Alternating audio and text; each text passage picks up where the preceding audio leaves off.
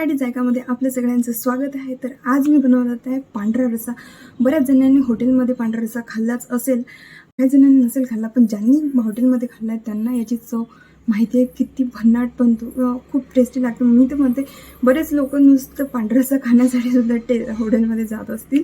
तर हा रस्सा आपण घरी बनवणार आहे आणि ज्यांनी खाल्ला नसेल त्यांनी नक्की ट्राय करा, खूप जबरदस्त लागते। कारण काही काही लोक असे असतात की ज्यांना मटन किंवा चिकन याचे पीसेस खायला आवडत नाही, पण त्यांना रस्स्यासोबत खायला आवडते। त्यांनी फक्त सूप म्हणून हा रस्सा नक्कीच खायला पाहिजे। आणि सध्या तर हिवाळा आहे, थंडीचा दिवस आहे, त्याच्यामुळे याची चव डबल होऊन जाते।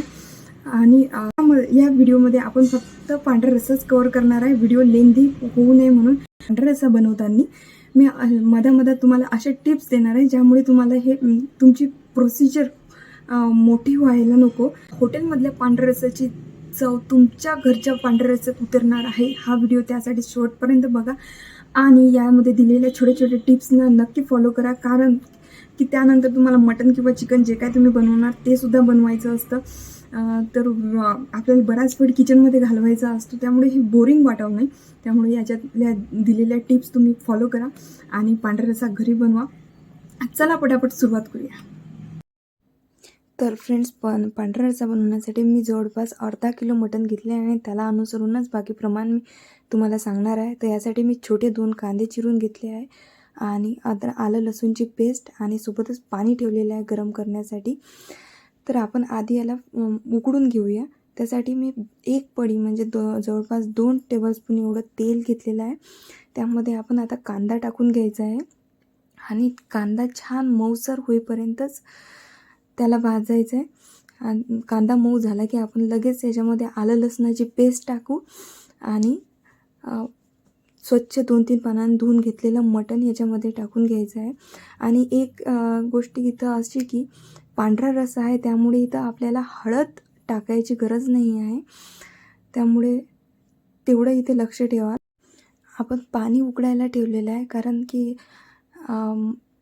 मटण छान परतून घेतल्यानंतर आपल्याला गरम पाणीच याच्यामध्ये टाकायचं आहे। गार पाण्याने काय होणार आहे, याची म्हणजे जी शिजण्याची प्रोसिजर आहे ती थांबणार आहे, त्यामुळे चुकूनही तुम्ही गार पाणी याच्यामध्ये टाकू नका। तर साईड बाय साईड आपले दोन्ही कामं होतच आहेत। मटण आता मी छान मिक्स करून घेते आणि 2 मिनटं त्याला असं राहू देते त्याच्यामध्ये आणि नंतर याच्यामध्ये मीठ टाकायचं आहे, कारण मीठ टाकल्यावर याला लगेच पाणी सुटतं। आता 5 मिनटं मीठ टाकल्यानंतर मी 5 मिनटं याला झाकून ठेवते, त्याला स्वतःचंच अंगचं पाणी सुटतं। ते पाणी सुटलं एकदाचं की त्यासोबतच आपलं गरम पाणी छान कडक होऊन जाईल, ते मग आपण याच्यामध्ये ॲड करूया। कोल्हापुरी स्टाईल पांढरा रस्सा आणि तांबडा रस्सा तसा खूपच फेमस आहे आणि आपला हा रस्सा अस्सल कोल्हापुरी चव देणाराच असणार आहे। पांढरा रस्सा बनवण्यासाठी आपल्याला काहीच जास्त साहित्याची आवश्यकता पडत नाही। तुम्ही बघू शकता आता छान पाणी सुटलं आहे अंगचं मटणाला। आता आपले कडक तापलेलं पाणी आपण याच्यामध्ये ॲड करूया आणि झाकण लावून मी मीडियम फ्लेमवर कमीत कमी 20 मिनटासाठी शिजवून घेत आहे। मी 800 ml पाणी जवळपास उकळायला ठेवलं होतं, तर तुम्ही तुमच्यानुसार कमी जास्त करू शकता, पण जवळपास 800-900 mlचा रस्सा आरामात रेडी होऊन जातो। कुकरमधून पाणी बाहेर येऊ नये म्हणून मी याच्या शिट्ट्या काढणार नाही आहे, बस लो फ्लेमवर 20 ते 25 मिनटं याला छान होऊ द्यायचं आहे। त्यानंतर आपण रस्सा याच्यातून स्ट्रेन करून घेतलेला आहे, कारण की आपल्याला पांढऱ्या रस्स्यामध्ये कुठेही असं कांदा वगैरे काही लागायला नको। आता फ्रेंड्स, आपला मेन रस्सा बनवून रेडी आहे। तर आता आपण पांढरा रस्सा बनवायला सुरुवात करूया। तर त्यासाठी मला ओलं खोबरं लागत आहे। 100 ग्रॅम एवढं 150 ग्रॅम एवढं मी ओलं खोबरं घेतलं आहे। त्याला बारीक काप करून अशी स्मूथ पेस्ट करून घेतली मिक्सरमधून। मोस्टली आपल्या घरामध्ये ना ओलं खोबरं आपल्याला वेळेवर सापडणार नाही, त्यामुळे जेव्हा केव्हा तुमच्याकडे ओलं खोबरं असेल त्यावेळेस तुम्ही एअरटाईट बॉक्समध्ये आपल्या फ्रीजमध्ये नाही, फ्रीझरमध्ये तुम्ही स्टोअर करू शकता आणि किती 6 महिन्यापर्यंत तुम्ही आरामात त्याला वापर करू शकता। तर आता ही स्मूथ पेस्ट ह्याच्यामध्ये आणखी पाणी ॲड करून घेते आणि स्मूथ पेस्ट करून घेते। त्यानंतर आपण ह्या पेस्टला आपण छान गाळून घ्यायचं आहे, कारण आपल्याला रस्स्यामध्ये कुठेही असं जाडसरपणा लागायला नको आहे. आता बघा छान स्मूथ पेस्ट बनवून रेडी आहे. याला मी छान थोडंसं पाणी ॲड करून याला मस्त गाळून घ्यायचं आहे. तुम्हाला जर घरगुती पांढरा रस्सा मसाला कसा बनवायचा हे जाणून घ्यायचं असेल तर मला कमेंट करून नक्की सांगा. आपण तोही व्हिडिओ लवकरच चॅनलवर घेऊन येणार आहे. सध्या मी इथे कोल्हापुरी पांढरा रस्सा मसाला यूज केला आहे. घरीही पांढरा रस्सा मसाला बनवणं काही अवघड गोष्ट नाही आहे. फक्त सर्व साहित्य पाहिजे आहे. पण वेळेची बचत म्हणून तुम्ही हा उपाय नक्की करू शकता. तर इथे आपण जो मसाला घेतलेला आहे त्याने खूप छान टेस्ट येणार आहे भाजीला. कारण मी बऱ्याच भाज्यांमध्ये हा मसाला यूज करते आहे आणि आपण याची कुठंही स्पॉन्सरशिप नाही आहे.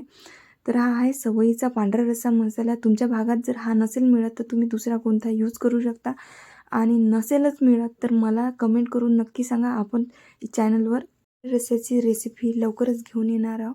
पण त्यासाठी तुम्हाला कमेंट करणं आवश्यक आहे. तर या मसाल्यामध्ये मी थोडंसं पाणी टाकून याला भिजवून घेत आहे. कारण की आपण तेलामध्ये जेव्हा मसाला टाकतो तेव्हा तो करपण्याची शक्यता असते. त्यामुळे थोडं पाणी ॲड केलेलं बरंच राहतं.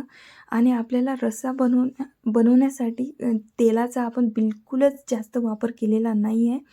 तुम्ही बघाल तर आपण जेव्हा उकळ टाकली त्यावेळेस पण मी जवळपास 1 पळी तेल घेतलं होतं आणि आता हे 2 टेबलस्पून तेल आहे. यामध्ये आता हा मसाला टाकून छान परतून घेऊया तेल सुटेपर्यंत.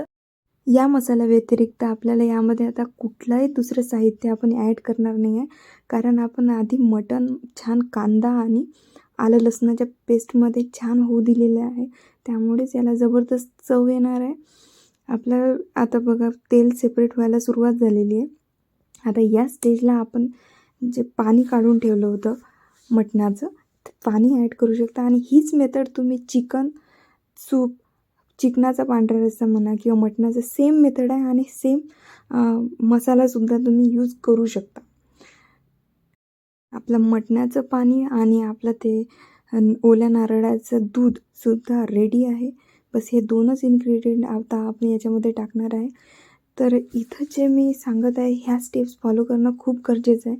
नाहीतर इथे आपला रस्सा बिघडू शकतो.